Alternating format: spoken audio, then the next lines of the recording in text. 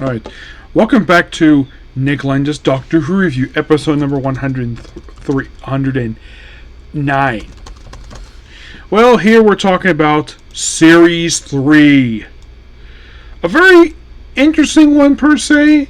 Nothing necessarily bad about this one, but it does feature, believe it or not, the return of a very popular character from Classic Who.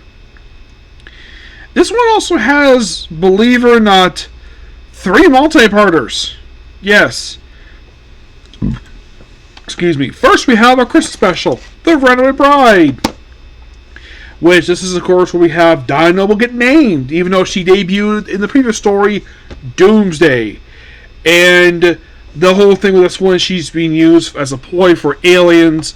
And this actually changes her. This whole experience, this whole thing changes her to bring her back the very next series. My actual thing of the reason why is because Davis must have loved the performance in this one. That's why he brought her back for Series 4. But then, of course, we get to the proper series in the year of 2007. Yep. Because, believe it or not, the Runaway Bride aired in 2006. And this one, this third series here, is noteworthy for being the first series to air, not long after I started watching the show. And I did kind of miss the premiere when this first aired. I did watch it a little bit later on. So the first one's called Smith and Jones. This story is noteworthy for 2 major things in relation to Doctor Who. This was the first appearance of Martha Jones, by Frick Agnew, who basically is here for this entire series, pops up in a few episodes in Series 4, and then returns for David Tennant's last story for End of Time, which I'll discuss later on. Plus, we have the debut of the 3rd new recurring alien species in the New Who era, that being the rhinoceros bounty hunters known as the Jadoon, which basically act like space cops. Yeah, and the whole thing with them is they're looking for somebody who commits genocide. And the Doctor is hiding in his hospital, and which have been teleported on an asteroid, believe it or not, in this story. And the Jadoon is basically like, okay, the aliens into this hospital, so their solution, instead of, walking around, scanning everybody, nope, teleport the whole thing to an asteroid. And by the way, the Doctor is an alien, but they're not the alien they're looking for. She's executed. Apparently, she also decided to turn the CAT scanner into a bomb, which Doctor uses, no problem. The Jadoon basically don't want anything to do because basically they finished their job.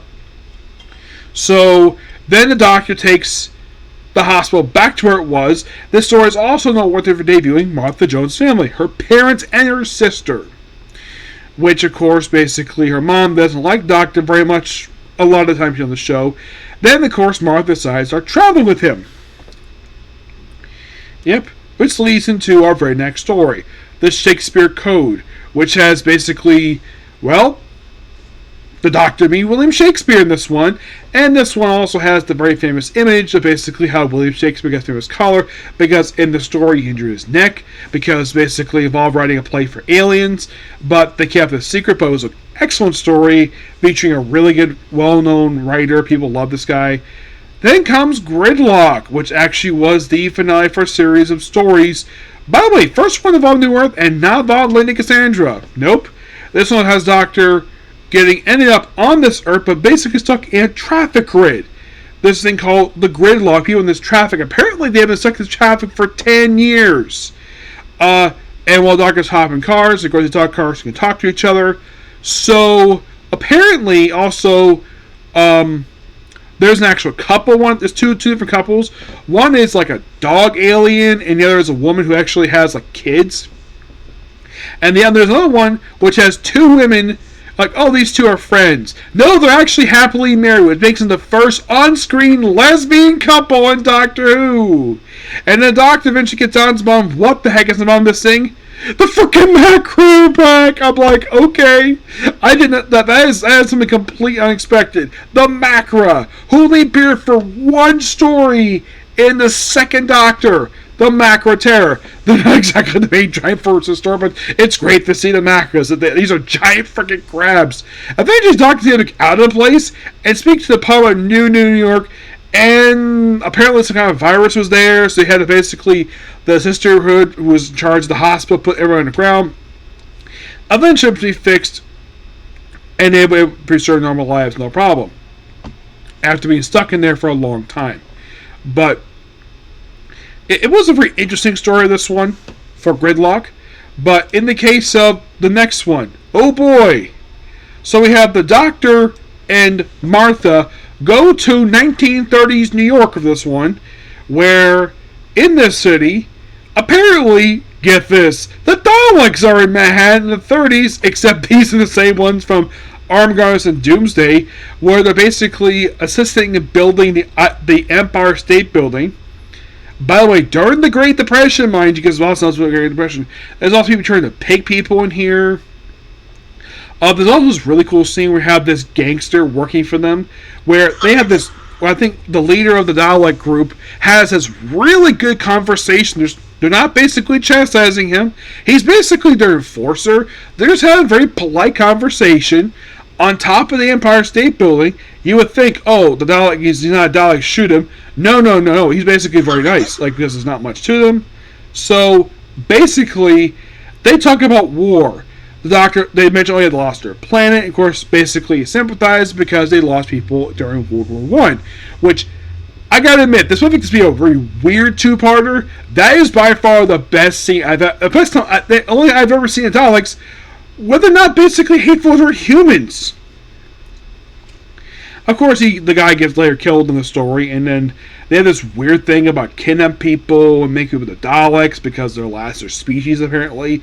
Despite, by the way, the whole thing with the Daleks, they get retrapped in the prison. Oh, and a couple of things we got to mention. In Series 1, when they had those aliens first come in the public, the flying saucer for that two-part featuring the debut of the Celine crashed into Big Ben and spent the next two series having things be rebuilt.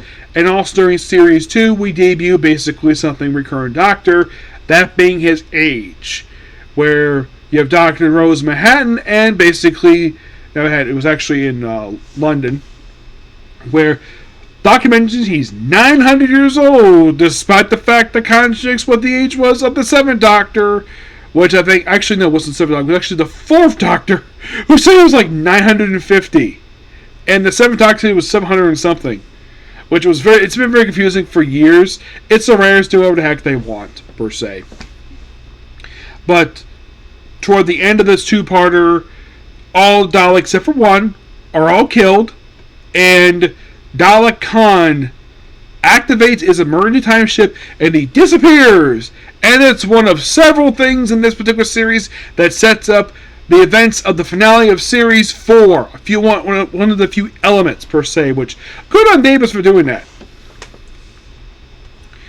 Oh, and if you're, by the way, Russ Davis, he did write the debut of the first full appearance of Don Noble in the Christmas special. Yeah, he wrote that one. He did write Smith and Jones. He did not write Shakespeare. That was Gareth Robert. He did write Gridlock, which good on him for doing that. And I suppose Facebook was going to die in this one, but later it was fine, no problem.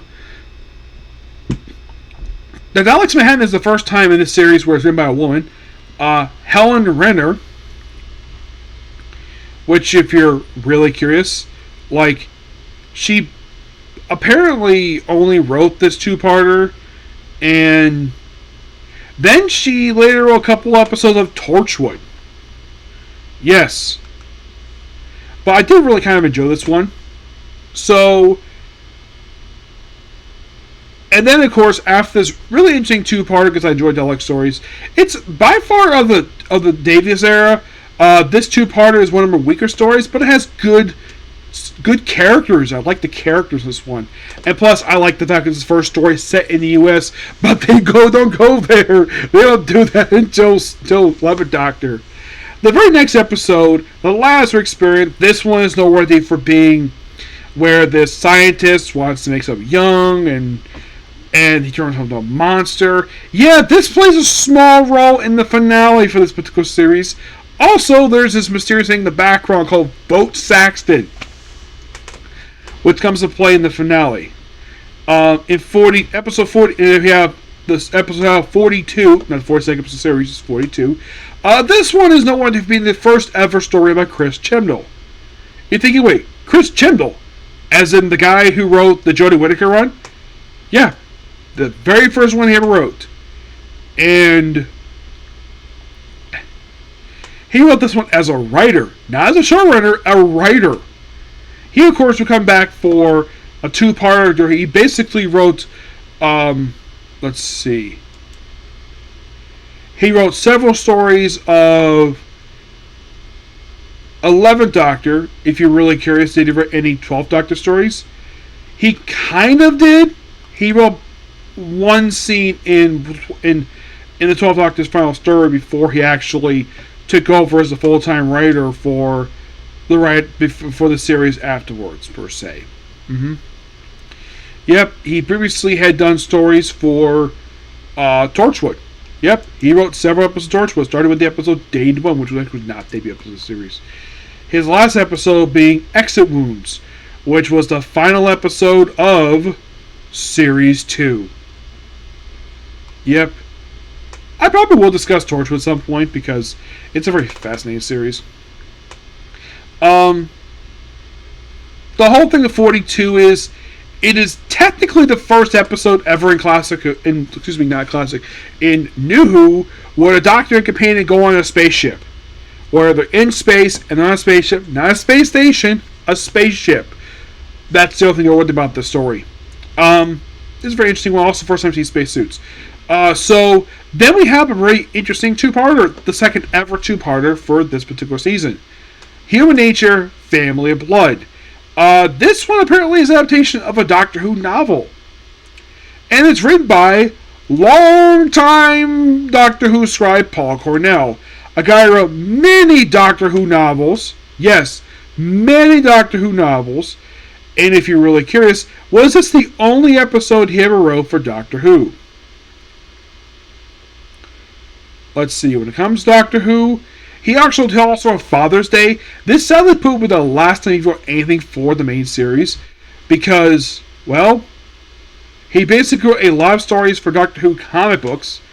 He did write a few Doctor Who novels, some audio plays, but at least depict a guy who actually has experience writing the Doctor. Because the whole thing this one is the Doctor and Martha on the road from this family of blood, these group of aliens, and they have to hide in pre-World War I England. And Doctor uses a thing called the chameleon device, which allows him to seal his memories and become a completely different person. Basically, he's a human. If he sees the watch, you'll think of it as nothing. And then the Martha has to be his servant in the story for reasons. Also, the Doctor sort of got like a love interest here, who after this two-parter, as far as I can tell, is her name is Joan. Yeah, she actually does not return after this one. Nope, she's only here just for these two episodes. But I do gotta admit, this two-parter was quite interesting. So it's an adaptation of the novel Human Nature. Yes, that's what this story is adapted from. And get this. This was a book that featured not the 10th Doctor, but the 7th Doctor. Apparently the story is very similar to that. So Paul Cornell basically just adapted for this very show. Apparently. Except he swapped out basically Bonnie, who was a character in the story. Yeah, Bonnie was a character. Bonnie Summerfield. Placed her with Martha. That's the most noteworthy thing about this one. But really interesting two-parter. Sally put this to be the last thing he would write for the series. But I kind of wish to do more, given the fact the guy has got a history with this. But my guess is he probably won't focus on doing comic books after this one. But at least they're about a guy who has experience. Which, good on Davis for doing that. Thank you, Davis, for basically bringing Paul Cornell. Next up is the second ever Dr. Light story. Written by Stephen Moffat. I think this was the only one he wrote for Series 3.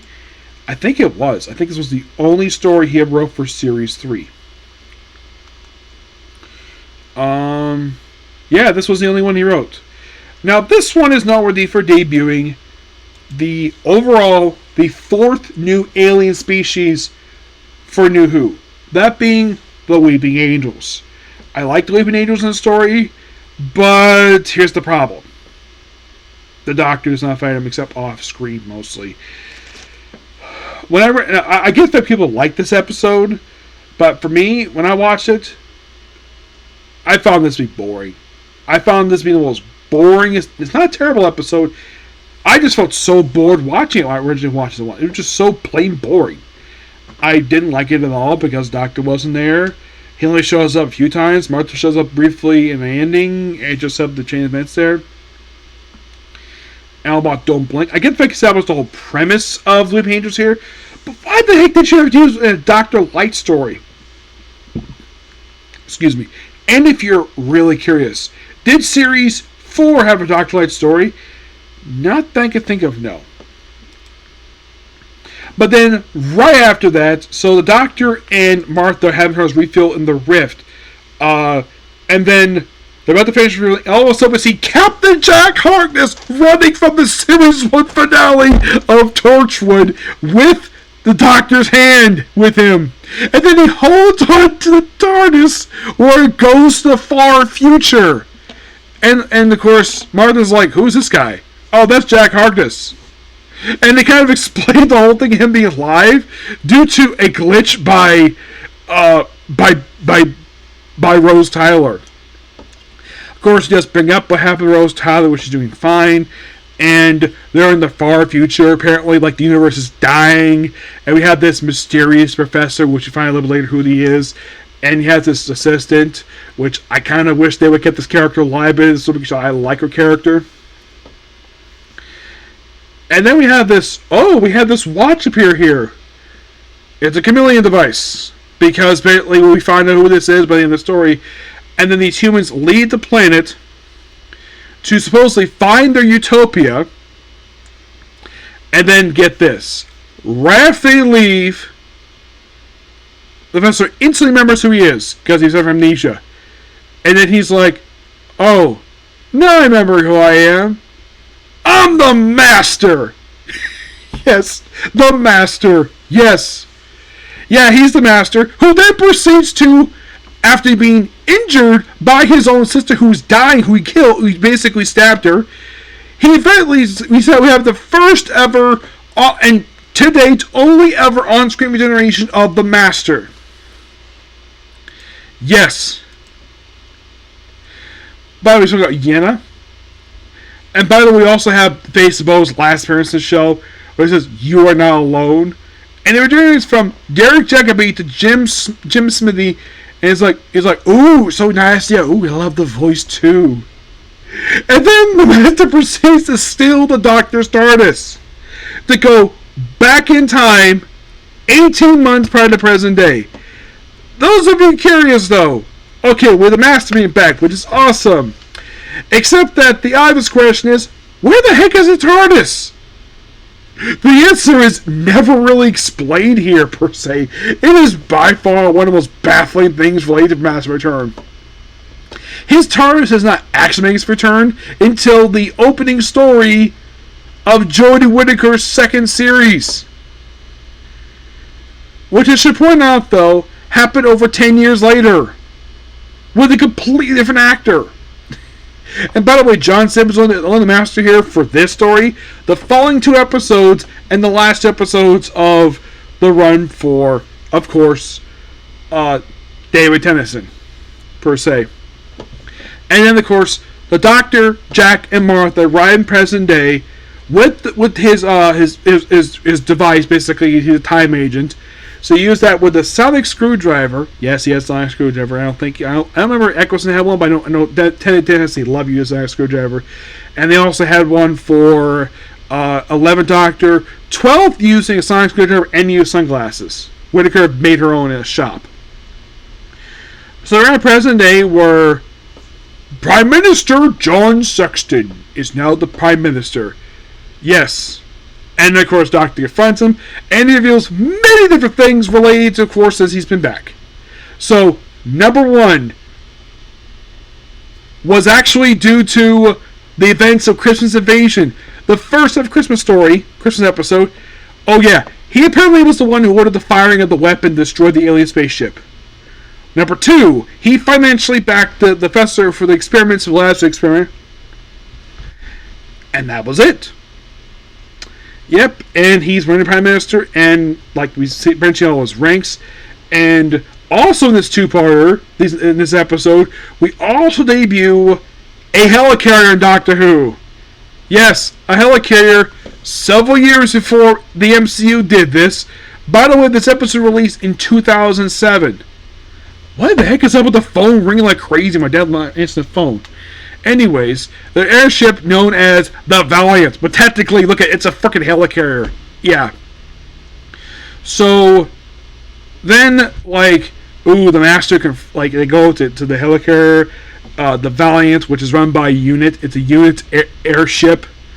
I'm thinking, wait, since when does unit have helicarriers? Which is something like, I don't know if Davis was basically an inspiration from Marvel at this point in time, because they're trying to build up S.H.I.E.L.D. in the MCU, because actually, wait, the MCU was never released at this point because it came out in 2007. This was the year prior to Iron Man 1, which is something.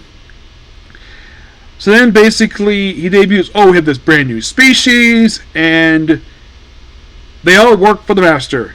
And your first order, eradicate a third of the human population. And destroy apparently a lot of cities too. And the Doctor, also, by the way, he has a new device, the laser screwdriver, where he transforms the Doctor into a monkey. Well, not a little monkey, basically, like a short person. And Captain Harris put in a cell. And then the next episode, it's 1 year later, under this dictatorship under the Master, where she arrives back in, apparently middle of the country, basically talking about the Doctor, where she's like, how long has it been in the UK? 365 days. It's been a long year. Which, by the way, there's a novel that actually explains what the heck she was up to during this period of time. So eventually she talks to more people, then she's brought before the helicarrier. By the way, her family are basically treated as servants of the Master. So, by the way, before all the takeover happened, the Master killed the President of the United States because apparently it's written where, it's first contact, the President of the U.S. has to be involved.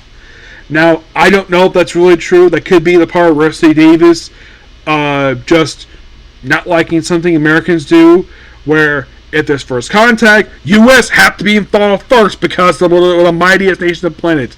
That's kind of how he writes the President. He's very arrogant here. So, then brought for the thing, and eventually we have the whole plan saying, Doctor, Doctor, Doctor, Doctor.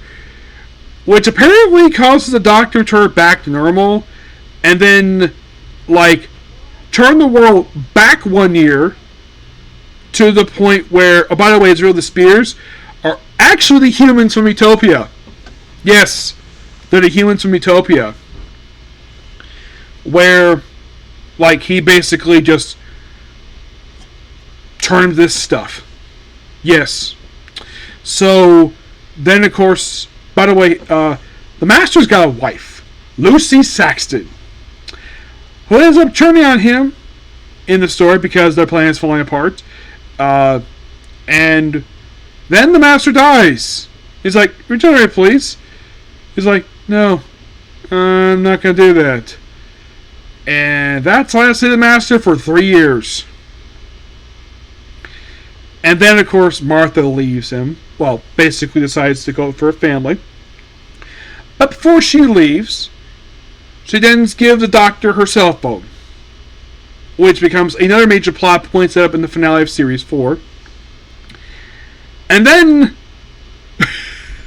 this is so funny, and then basically a cruise ship crashed into the TARDIS.